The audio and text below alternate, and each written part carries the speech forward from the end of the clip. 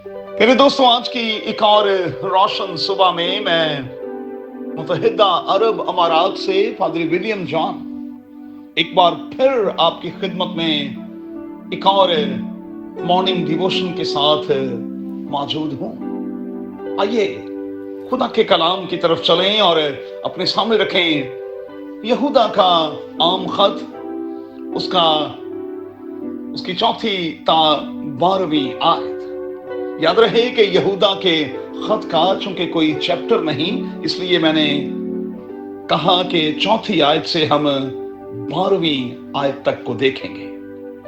आज सुबह के लिए हमारा मजमून होगा सिन इज सिन। अच्छा, सिन को लेकर मुख्तलिफ मज़हब के मुख्तलिफ अकायद हैं। कुछ के यहां सिन को छोटा या बड़ा करार दिया जाता है, गोया कि वहां इसकी दो किस्में हमें दिखाई देती हैं, कबीरा और सगीरा के हवाले से। लेकिन बाइबल मुकद्दस क्या कहती है?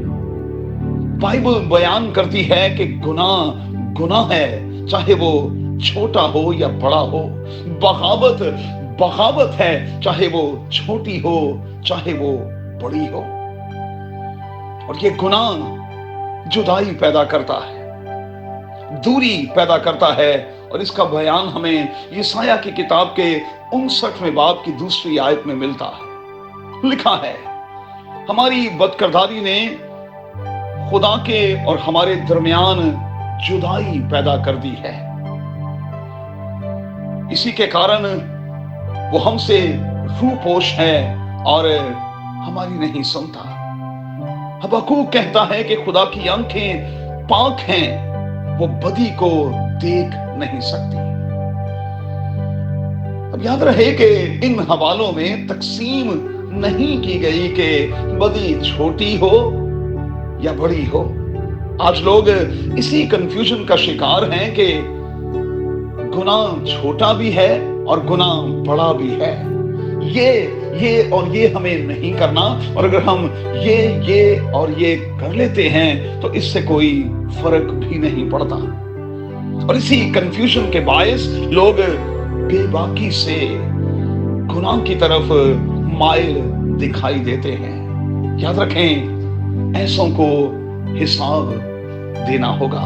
कलाम में लिखा है कि किताबें खोली गई और फिर मुर्दों का इंसाफ उनके इमाल के मुताबिक किया गया।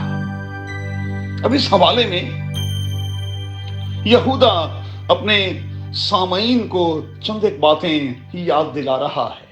पहली बात, वो कहता है कि जिन फरिश्तों ने गुनाह किया, जब खुदा ने उन्हें नहीं छोड़ा तो हम कैसे समझते हैं कि छोड़े जाएंगे। दूसरी बात, जिसने अपने बेटे के हवाले से दरेग नहीं किया, वो मेरे और आपके हवाले से भला दरेग कैसे करेगा। तीसरी बात, जिसने सदूम और अमूरा के लोगों को उनकी हरामकारी की सजा दी, वो आज इसी किस्म के गुनाह में मुब्तला लोगों को कैसे मुआफ करेगा।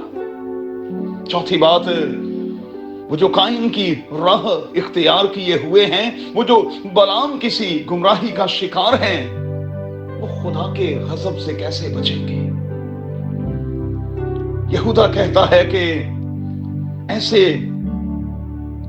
करने वाले नफसानी हैं और वो रूह से बेबहरा हैं। अब दोस्तों, हमारा फर्ज क्या है? यहूदा अपने खत में अपने सामईन को यह तलकीन करता है कि हम लोगों को झपट कर आग से बाहर निकालें, हम उन पर रहम करें और उनकी इस हालत पर तरस खाएं। और कलाम में लिखा है कि अगर कोई किसी एक शख्स को उसकी गुमराही से बाहर ले आता है तो वो एक जान को महफूज रखता है और बहुत से गुनाहों पर पर्दा भी डालता है। याद रखें, ऊपर यादगार का एक दफ्तर कायम है, किताब में सब कुछ लिखा जा रहा है और फिर उसी के मुताबिक मेरा और आपका हिसाब किताब होगा। सो मेहरबानी से आज की सुबह में गुनाह के हवाले से अपने नजरिए को दुरुस्त कर लें। गुनाह दोस्तों गुनाह है।